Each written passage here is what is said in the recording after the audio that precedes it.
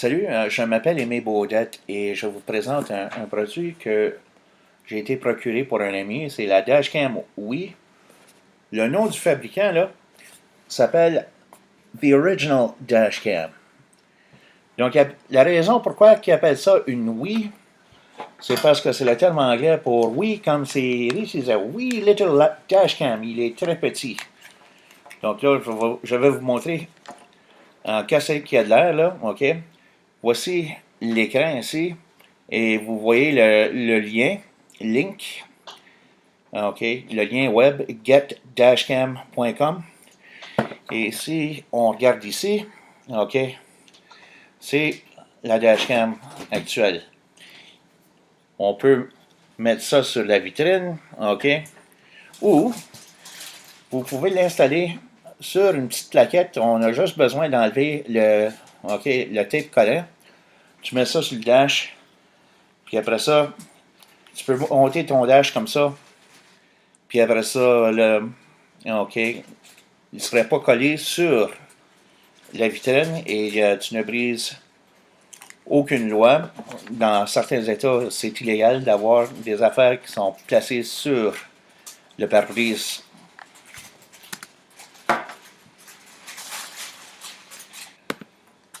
Donc, la dashcam, je l'ai achetée chez Best Buy. OK, il y avait un rabais de 60$ dessus, donc je ne me suis pas gêné. J'ai décidé de l'essayer, puis si jamais il ne me convient pas, mais je peux aussi bien le retourner. Donc là, quand vous allez ouvrir la boîte, la première chose que vous allez trouver, comme dans toutes les affaires que vous achetez, c'est une belle petite pancarte marquée « Stop, do not return product to store ». Ne ramenez pas l'article au magasin si jamais il y a quelque chose de mal avec. Avec la garantie dessus, on a aussi le guide d'utilisation. OK. Il y a aussi la carte SD de 8 mégaoctets et l'adapteur. Et si, on a aussi un câblage mini USB.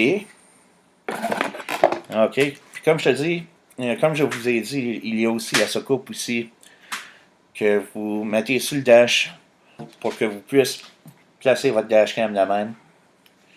Ou si vous voulez le mettre sur la vitrine. La dashcam, là, il y a 6 pitons dessus, là. Il y a le piton, on va le mettre comme ça. Il y a, OK. Le piton qu'il y a ici, là, ça c'est pour le menu. Ça c'est le OK. Ça c'est le power. Puis, juste un petit conseil. OK, il est recommandable de charger ça pendant 6 heures de temps avant d'en faire la première utilisation. Donc là, on va faire un petit essai routier. Donc, il est environ 7h30, OK, 19h30 en pleine soirée. Donc là, on circule. OK.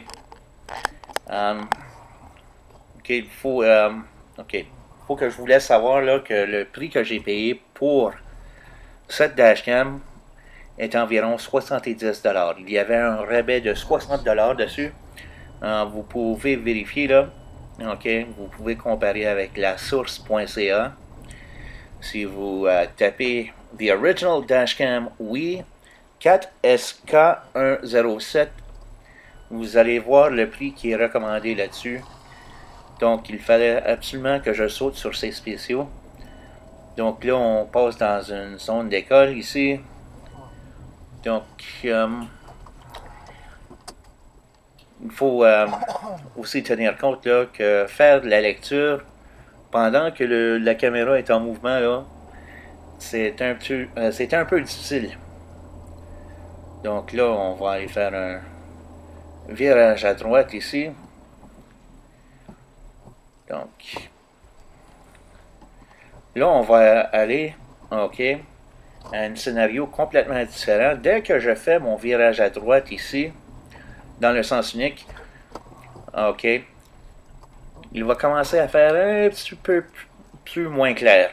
OK, la dashcam a, OK, une vision de nuit. Donc là, au fur et à mesure, quand on va rapprocher les arbres et on va aller vers la droite dans la courbe, là, ok, la clarté de l'image va changer un petit peu. Donc ça, c'est complètement normal pour une dashcam. Donc là, on va aller faire un virage à droite bientôt. Ok. Il faut aussi se dire qu'on n'a pas une Garmin, on n'a pas une Blackview, on n'a pas quelque chose avec une lentille super puissante. Donc les numéros de plaque là, ok, quand la caméra est en mouvement, va être très difficile à lire. Mais au moins, c'est une dashcam qui est facile à utiliser. Donc pour 139$, 130$ ou même 70$, je trouve que c'est un maudit bon vol. Et en plus, pour ceux qui utilisent des ordinateurs comme un Mac, ok, t'as pas besoin de convertir le fichier. Il va automatiquement jouer sur le QMovies, le QuickTime Player, excuse-moi. Donc, il n'y a vraiment pas d'inquiétude à faire là-dedans. Donc là, on va arriver à la fin de cette démonstration. Donc, je vais arrêter ça là.